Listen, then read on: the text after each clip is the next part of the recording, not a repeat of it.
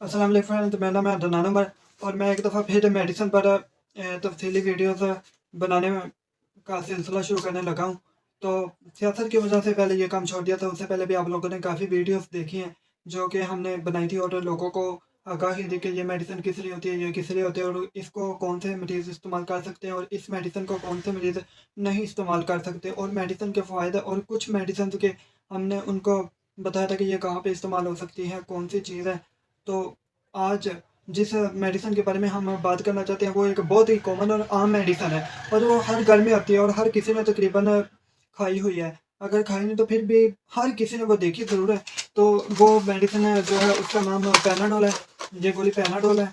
आज हम इस पैनाडोल के बारे में बात करेंगे कि ये पैनाडोल क्या होते हैं, इसके क्या फ़ायदे होते हैं, क्या नुकसान होते हैं और पैनाडोल के क्या मुज़र असरात हैं और कौन से मरीज़ इसको नहीं इस्तेमाल कर सकते और कौन से मरीज़ इसको इस्तेमाल कर सकते हैं। तो सबसे पहले हम पैनाडोल की ये पैनाडोल आप देख सकते हैं। तो इसके टाइप से जान लेते हैं कि इसमें क्या-क्या होता है। पैनाडोल पहले नंबर पे पैनाडोल एक जीएसके की प्रोडक्ट है और इसका फ़ॉर्मूला पैरासिटामोल होता है। पैनाडोल में पैनाडोल गोली आती है, पैनाडोल एक्स्ट्रा गोली आती है। अब पैनाडोल एक्सटेंड गोली आ चुकी है जो कि जिसमें एमजी 500 से ज़्यादा होती है और उसके बाद जो सिरप है, पैनाडोल सिरप आता है, पैनाडोल ड्रॉप आता है जो कि 3 माह से कम बच्चों के लिए होता है, 3 माह से ज़्यादा बच्चों के लिए 6 और 6 माह से ज़्यादा बच्चों के लिए पैनाडोल सिरप होता है और उसके बाद जीएसके कंपनी का ही कालबल होता है जो कि 6 साल से ज़्यादा के उम्र के बच्चों के लिए बुखार के लिए इस्तेमाल किया जाता है। तो हम आज पैनाडोल की जो अक़साम है मैंने वो आपको बता दिए और अब इसके मैं आपको इस फ़ायदे बताना चाहता हूँ कि पैनाडोल के क्या फ़ायदे हैं। बुखार, दर्द, सूजन, सर दर्द, जिस्म दर्द, दाँत का दर्द, कान का दर्द, मसल्स का दर्द, जिस्मानी दर्द, टाँगों का दर्द, बाजुओं का दर्द, गुर्दे का दर्द, दाँत का दर्द और आप इन कंडीशंस में पैनाडोल को इस्तेमाल कर सकते हैं और पैनाडोल को आप बुखार की सूरत में भी इस्तेमाल कर सकते हैं। जब हमें बुखार होता है तो बुखार को उतारने के लिए चाहे वो बुखार मलेरिया का है, चाहे वो बुखार डेंगू का है, चाहे वो बुखार मौसमी है। तो इस बुखार को उतारने के लिए सबसे जो तेज़ तरीन नुस्खा होता है वो होता है पैरासिटामोल और पैनाडोल। पैनाडोल सबसे तेज़ तरीन मेडिसिन होती है जो कि सबसे जल्दी इसको रिकवर करती है। लेकिन पैनाडोल है जो वो सिर्फ़ जितनी देर इसका असर रहता है उतनी देर तक आपका बुखार ठीक रहेगा। जब इसका असर ख़त्म हो जाएगा तो इसका आपको बुखार दोबारा होना शुरू हो जाएगा। तो इसके लिए आपको साथ मेडिसिन और भी खानी पड़ती है, एंटीबायोटिक्स भी खानी पड़ती है। अगर आपको मलेरिया तो मलेरिया की खानी पड़ती है, अगर आपको डेंगू हो गया तो डेंगू की खानी पड़ती है और मौसमी बुखार है तो उसमें भी कुछ बैक्टीरियल इन्फेक्शन भी हो सकते हैं, तो बैक्टीरियल इन्फेक्शन के लिए एंटीबायोटिक भी खानी पड़ती है।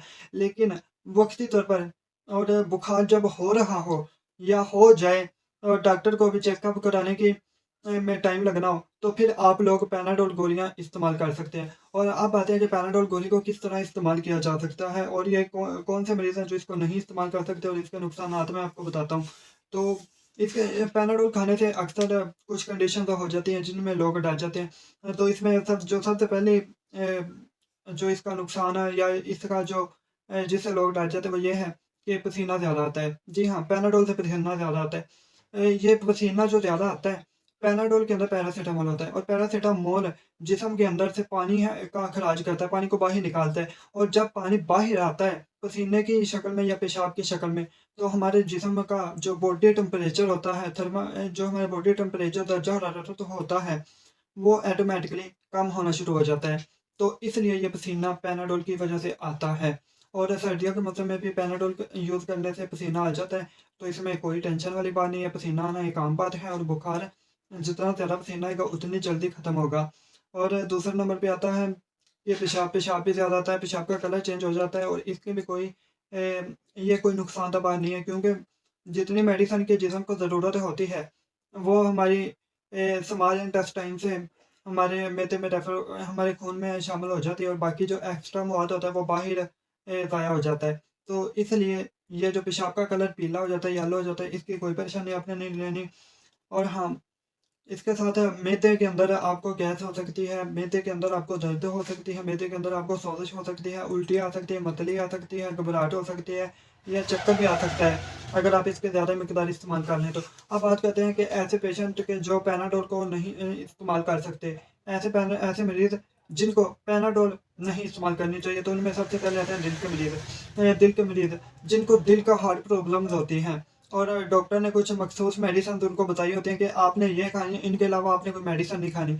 और अगर आपने ईसीजी करवाया है, तो आपके ईसीजी में कोई मसला है, तो फिर आप अपने डॉक्टर से कंसल्ट करके अपने डॉक्टर से पूछ के पैनाडोल का इस्तेमाल कर सकते हैं। उसके बाद जिगर के मरीज़ पैनाडोल को नहीं इस्तेमाल कर सकते, क्योंकि ये जिगर के अंदर हीट पैदा करती है। और जब जिगर के अंदर हीट पैदा होती है, तो उससे जो आपका खून बनता है, जिस हमारी बॉडी में आर्गन जो खून बनाने वाला है वो जिगर है।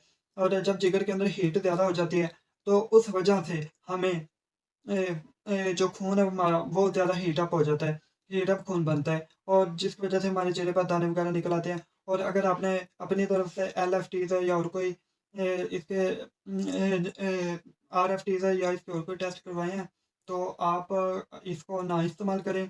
उसके बाद आ जाते हैं गुर्दों के मरीज़ों की तरफ। तो सबसे पहले इसका जो नुकसान और सबसे बड़ा नुकसान गुर्दों के मरीज़ों पे होता है, क्योंकि ये जो मेडिसिन है, ये हमारे मैदे में जाती है। मैदे से ये स्मॉल इंटेस्टाइन में और लार्ज इंटेस्टाइन में, स्मॉल इंटेस्टाइन से ये खून में शामिल हो जाती है, और खून के अंदर जब ये शामिल हो जाती है, तो इसका असर स्टार्ट हो जाता है। और गुर्दे जो होते हैं वो हमारे खून को मुसलसल फ़िल्टर करते रहते हैं, मतलब एक पाक साफ़ करते रहते हैं, उसके अंदर से जो इज़ाफ़ी मादे हैं वो निकालते रहते हैं। तो जब ये फ़िल्ट्रेशन का काम होता है, तो उस वक़्त ये जो गोली है इसका कुछ अगर आपको कोई गुर्दों का मसला है, अगर आपने आरएफटीज़ टेस्ट करवाए हैं, तो उसमें कोई गुर्दों का मसला आ रहा है, तो ये मेडिसिन का जो अज़ाफ़ी मवाद है, ये आपके गुर्दों के साथ चिपक सकता है और आपको नुकसान कर सकता है। इसलिए आप कोशिश करें, अगर आपको गुर्दों का मसला है या किसी को भी गुर्दों का मसला है, तो वो अपने डॉक्टर की हिदायत के बगैर पैनाडोल का इस्तेमाल बिल्कुल भी ना करें। और अब आते हैं इसकी डोज़ की तरफ। तो पैनाडोल को कितने दिन में कितनी दफ़ा और कितनी गोलियाँ इस्तेमाल करनी चाहिए? जो एक सिंपल पैनाडोल होती है, आम पैनाडोल की गोली 500 मिलीग्राम में होती है ये वाली, और ये ब्लू कलर का इसका पत्ता होता है और वाइट गोली होती है। ये हम दिन में 8 गोलियाँ इस्तेमाल कर सकते हैं, और या दिन में 4 दफ़ा इस्तेमाल कर सकते हैं। और आप ये जब भी पैनाडोल इस्तेमाल करें, तो आपने एक नहीं, एक की बजाय 2 पैनाडोल गोलियाँ खानी है। उसकी वजह ये है कि ये हमारे टेम्परेचर को इत्तदाल पर रखती है, हमारा बॉडी टेम्परेचर नॉर्मल रखती है। अगर हम फ़र्ज़ करें हमारा बॉडी टेम्परेचर 104 हो गया है, तो उस सूरत हाल में अगर हम पैनाडोल खा लेते हैं, तो बॉडी टेम्परेचर 102 पे आके रुक जाएगा, और ये बिल्कुल ठीक नहीं होगा। फिर भी आपको तकलीफ़ रहेगी, और आपको फिर दोबारा खानी पड़ेगी पैनाडोल। और इसी तरह जो बॉडी का टेम्परेचर होता है वो नॉर्मल तकरीबन 98 और 99 होता है, और 99 से जैसे ऊपर जाता है, तो उसको हम टेम्परेचर ज़्यादा कहते हैं, बुखार कहते हैं, और जब ये नीचे आता है 98 से, तो ये दर्जा हरारत की कमी कहलाता है। और बाज़ औक़ात लोगों के अंदर टेम्परेचर की कमी हो जाती है, ये 97 57 या फिर 96 तक भी आ सकता है। और अगर ये आपका टेम्परेचर कम है, 96 97 95 तक है, तो आप फिर भी पैनाडोल की 2 गोलियाँ इस्तेमाल करें। इससे आपको ये फ़ायदा होगा कि ये आपकी बॉडी को थोड़ी-सी हीट देंगी, और आपका जो टेम्परेचर है वो नॉर्मल हो जाएगा।